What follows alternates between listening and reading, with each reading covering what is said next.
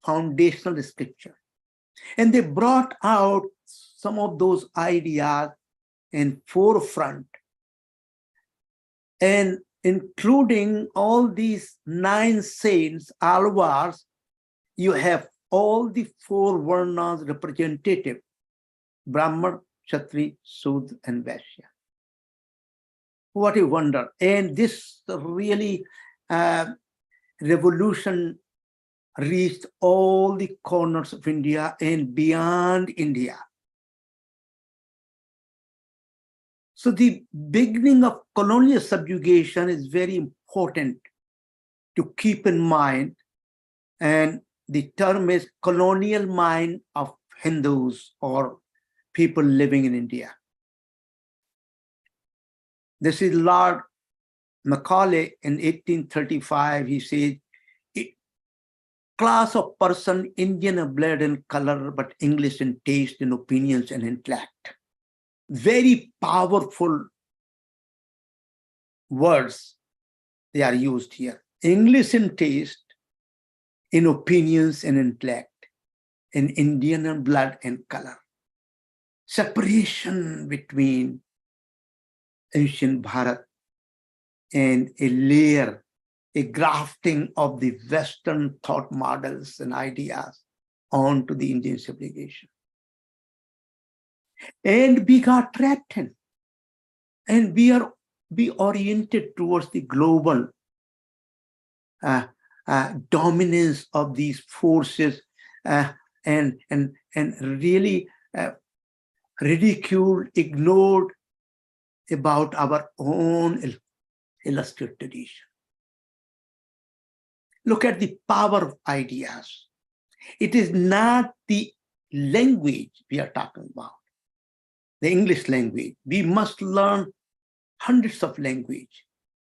It is simply the attitude, ideas, thought process, thought patterns, the worldviews that has to be questioned before we can adopt it.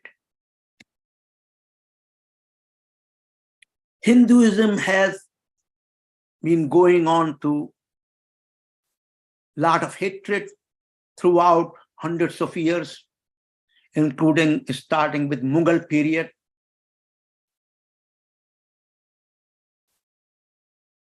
I feel sure that Max Muller, who has done quite a enormous work translating our Vedic wisdom, and he writes a letter to his wife in 1866, and he said, Rig Veda is the root of Hindu religious tradition.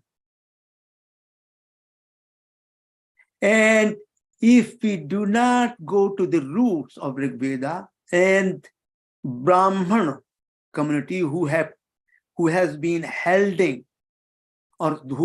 holding this Rig Veda as the most sacred, and based on that they developed whole worldview, they had to be controlled and uprooted.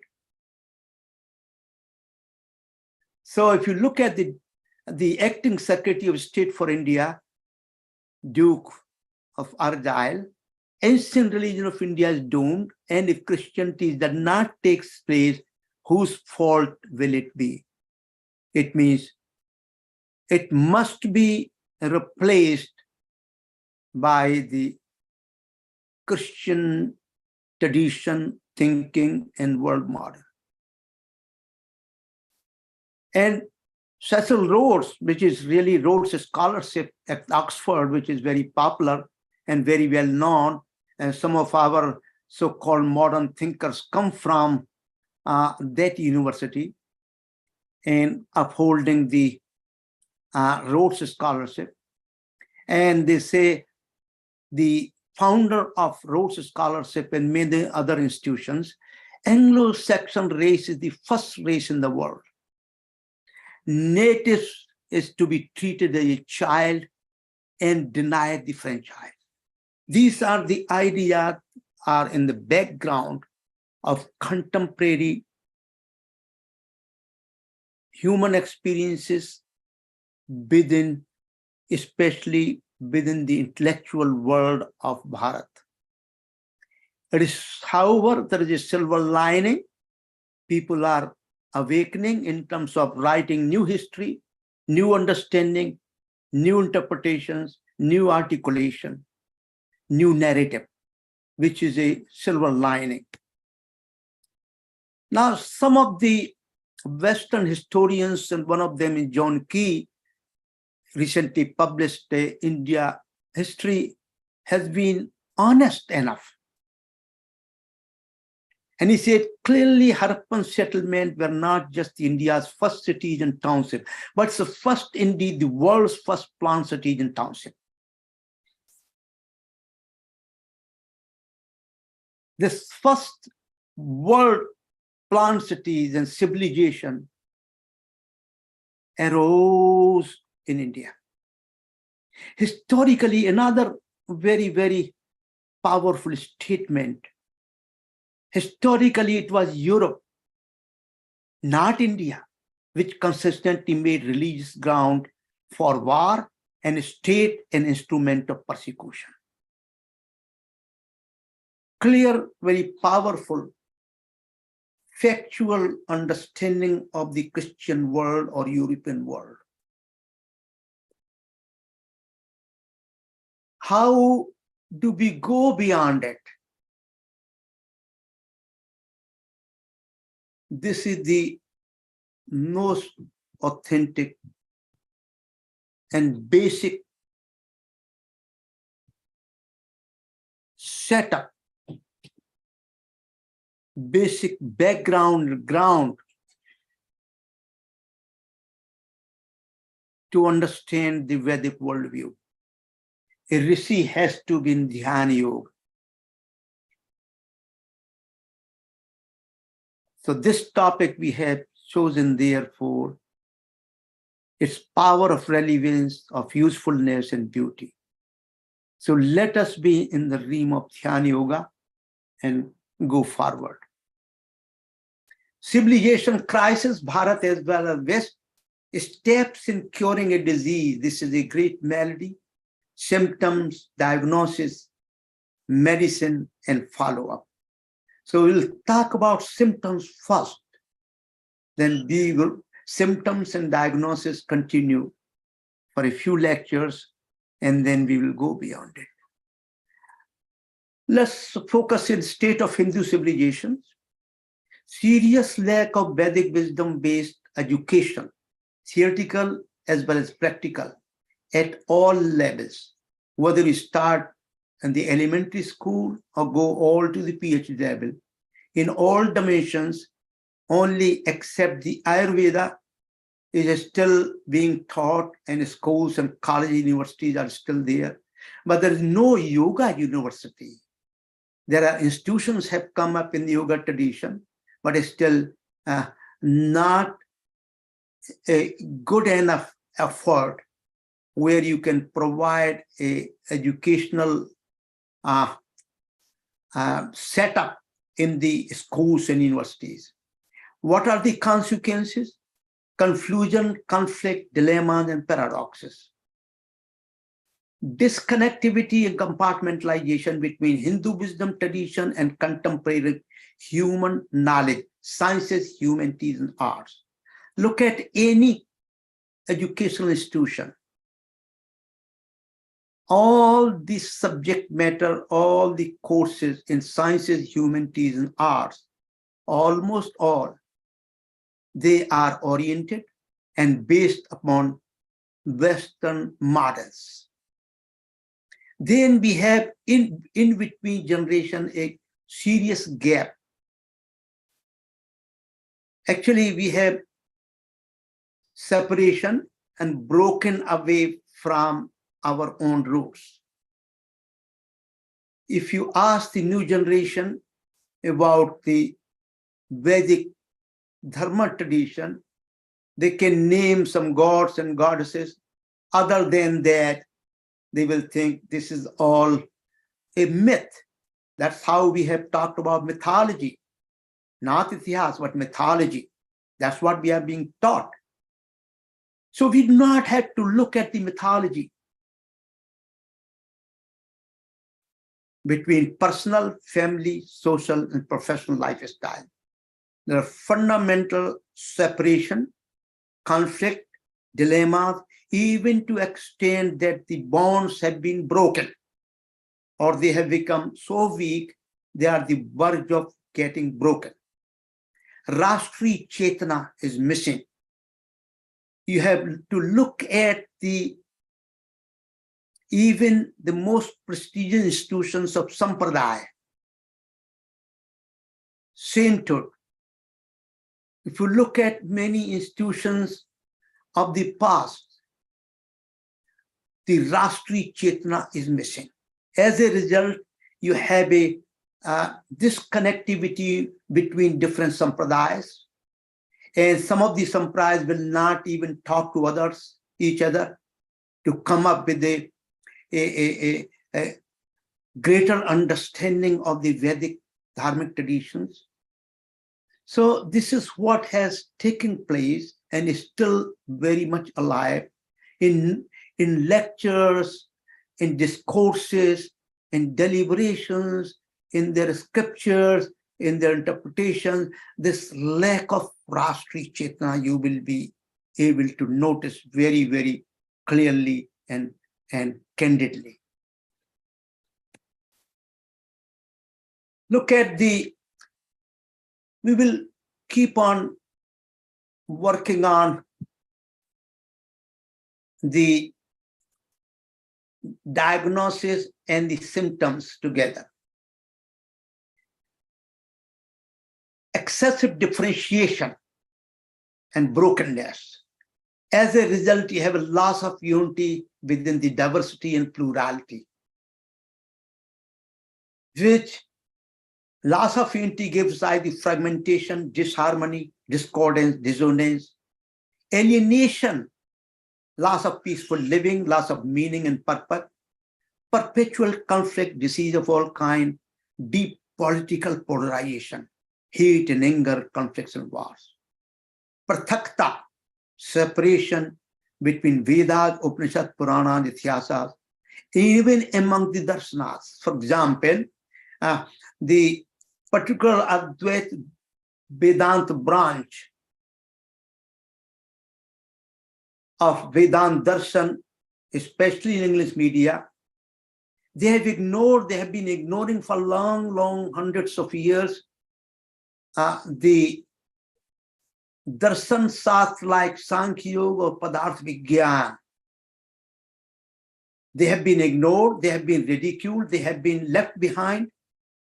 And only thing we will talk about the ultimate reality of Brahma and moksha, how to deal with the world and worldly process, how to deal with the adibhotic world, the material world, the natural world. We have left it behind without even giving serious thought how it has happened. That's why it means sciences and arts, humanities among various sampradayas. If you talk about the scientists or scientific community, technological community, and you ask them, have you heard of the Bhagavad Gita? You want to talk a little bit about Bhagavad Gita? Do you know something about Bhagavad Gita? Most of the answers will be given as, oh, what is the use of Bhagavad Gita? Probably I may have some use when I get retirement or when nearing the death. I have no use at all. That's the kind of impression has been a pervasive. And it is a really very sorrowful situation.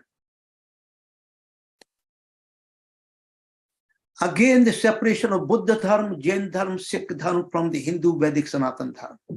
It was done intentionally, deliberately, to bring their own identity by fundamental separation from their roots, and they had to break away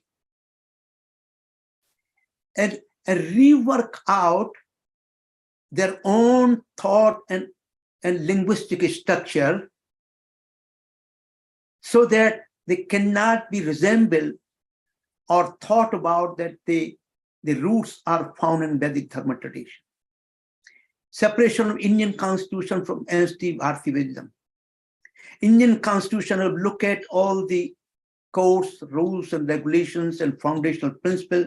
They have been borrowed from constitution of other countries, Western countries, United States of America, Ireland, and many other countries, without looking at that many of them already found in our own political structure.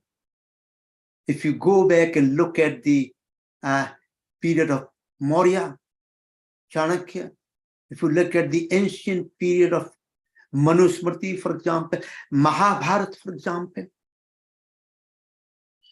we had to extract out the foundational principle from there and give a new articulation, a new sarupa. We did not do it. List goes and on for the absence symptoms of disease. I will not dwell. So what is the solution? We will talk about the solution is Yagna Kshetra, Dharma Kshetra, Yoga Kshetra, yogic grounds of combined Yoga Dharma Yoga Kshetra and Lokasamgraha Yogadharma-Kshetra. We will be dealing with each of these ideas, and these are the world views that are going to have a greater impact provided we design and live a life practically at every level of human experience.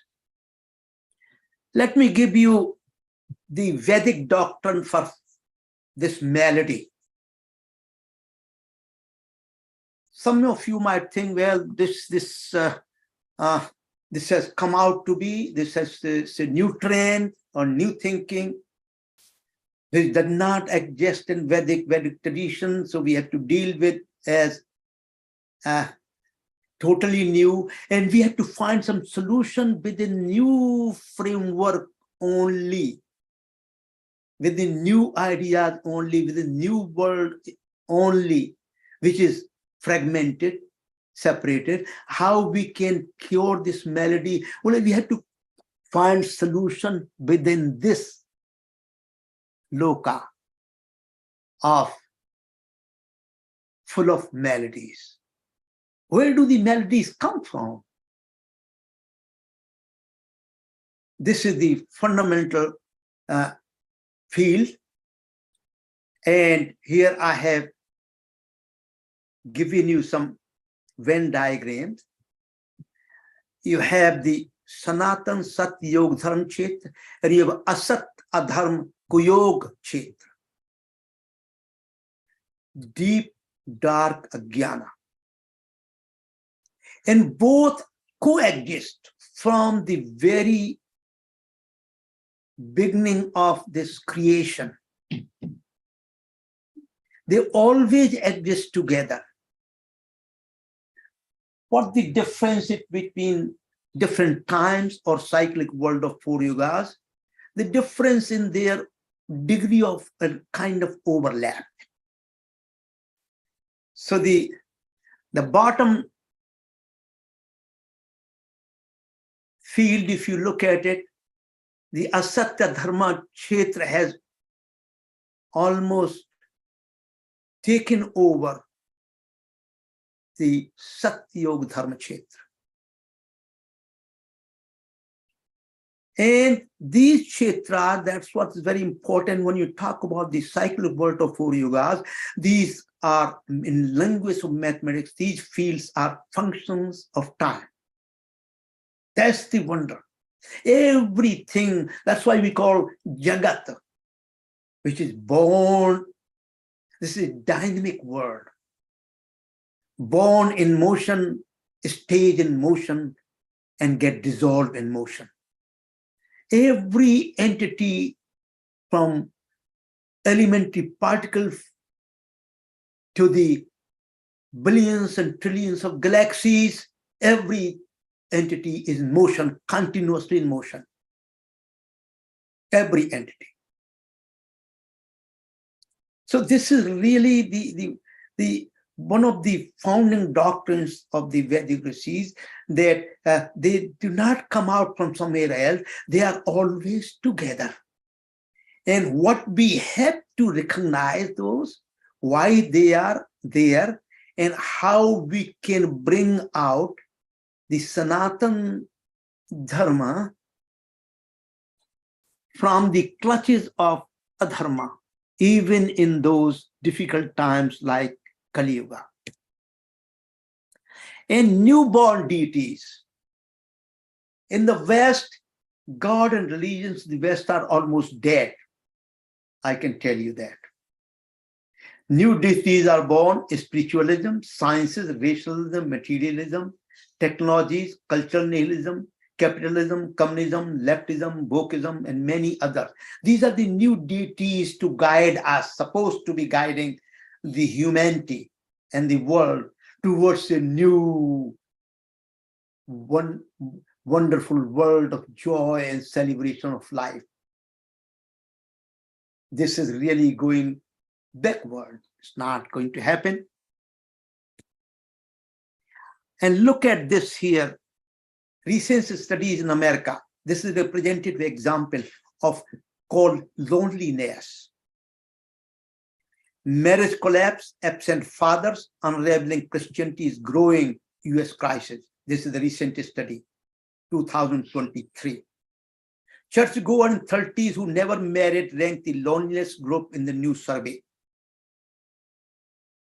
Loneliness crisis sweeping America could be as deadly as smoking or Surgeon General wars. And the report is released recently, 81-page advisory to raise awareness of this one malady, what it called loneliness. First in the United Kingdom history, separate ministry has been set up to deal with the growing crisis of loneliness. In my comment, my dear listeners, this I call a symptom of high-tech advanced civilization. And India must imitate, according to so-called the liberals, especially the communistic ideology, liberal ideology, terrorist ideology, Islamic terrorism ideology, all kinds of ideologies. They are claiming their portion and say we must imitate the high-tech civilization of the Western world. And within this battle, mechanistic materialist sciences, there are other sciences that we'll talk as we go along in this course. Jnana Vijnana, we will talk about those. But contemporary mechanist material sciences have invited serious questions by some of the serious scientists themselves. Recently published journals, for example, journal articles, why most published research funding are false.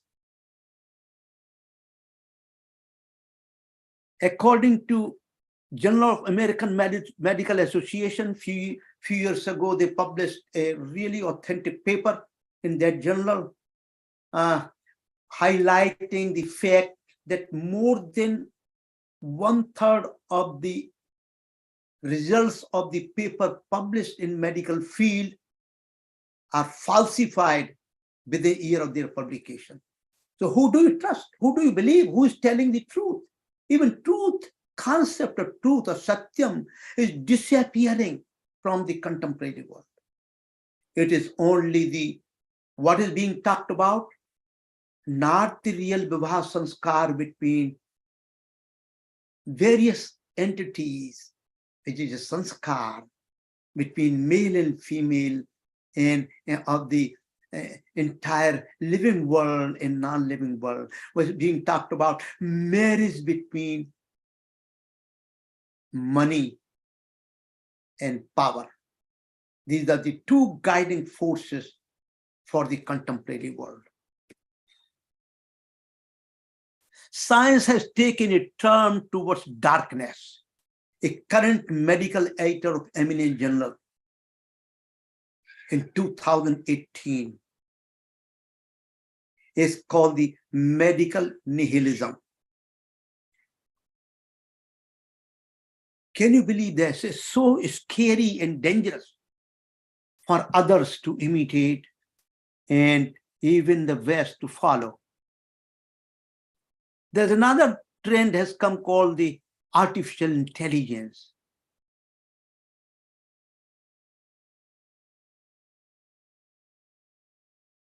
Scott Galloway, he's the founder of companies, board members, business school professor, authors, and outspoken in his criticism of today's big tech-driven society.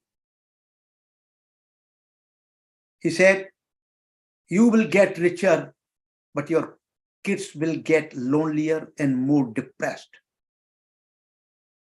Most of the technology we are coming with, or a lot of them, are pouring fuel on this flame of loneliness, where we are finding reasonable specimens of relationship, social, create this illusion that you have a lot of friends. We all know these social networks, but you don't experience a friendship. So I will not, even professionals in the Department of Philosophy, they think that the many of the Department of Philosophy will be closed. They will have, it will be death of the professor. You don't have to do teaching. Machine itself become a new digital deity whose freedom, autonomy, and personal sovereignty are already anachronism. So there are always dangers. Doomsday, some of the best technologists in this field, OpenAI CEO Sam Altman or Google DeepMind CEO Demis Hassabis, they have signed open statement warning there is an existential threat to humanity comparable to that of nuclear war and pandemics. Existential threat. And there is another view, two opposing views. While many imagine terrifying future run by AI, Rohit Krishnan is quietly identifying real problems and solutions. There are two opposing views, and we all are confused where to go from here. Thank you. Now let's see, here is a nice natural world of birds and their nest. They did not have a school, they did not have teachers, yet the world's best engineers. To make this, what you call the nest for themselves. Oh my goodness, how they have done it. Animals, birds, women do not have souls that the Christianity told us. They have no intelligence. Scientists will till late 20th century talking about us. Now the situation has changed. Every living creature has some degree of intelligence, some quality of intelligence. This is the Vedic wisdom. They did not have AI. So how come they did not have any teaching, any learning, any AI or any high-tech programming language or any mathematics? I did not teach them any mathematics. How do they do it? That's a question mark, remains unanswered. The only answer comes from some evolutionary scientists. They say this is a result of millions of years of evolution. Actually, this is not the answer. This is simply a camouflage of ignorance. They don't want to say they have consciousness, they have intelligence that guide them what kind of nest they are going to make. And almost every world has their own unique nest, depend upon their usefulness and their requirement. And Vedic wisdom tradition, as we go along, will little bit talk about this phenomena. Thank you. And also, very recently, it has been proved that science cannot settle political dispute. So the contrary, this is the statement from Taylor Dodson. Contrary to the popular image of scientists as monastic explorer of truth, science has been socially shaped and steered since its very beginning. Keep in mind, they are not exploring so-called truth and truth, but this exploration and their all understanding, articulation, thought process depends on their social and political upbringing. They are shaped by those forces. For example, missing contribution from Bharat. Anu and Parmar. The classical question, modern progress. This is May 23, Hard Sciences.